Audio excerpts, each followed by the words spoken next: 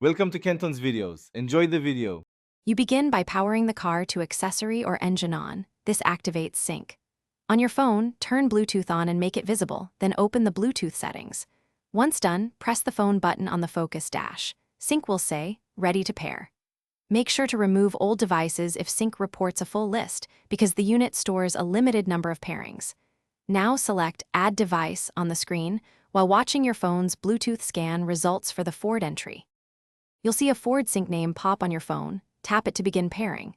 Sync shows a 6-digit PIN on the dash. Check that the same PIN appears on your phone because this secures the connection. Once you confirm the numbers match, accept the pairing prompt on both the phone and the sync screen. Some phones require you to press Pair or OK. After a successful exchange, Sync may ask to access contacts and messages, allowing hands-free calling and text commands, which improves safety and convenience. You finish by verifying that your phone shows as connected for calls and media. Test a call and play music because practical checks reveal remaining issues.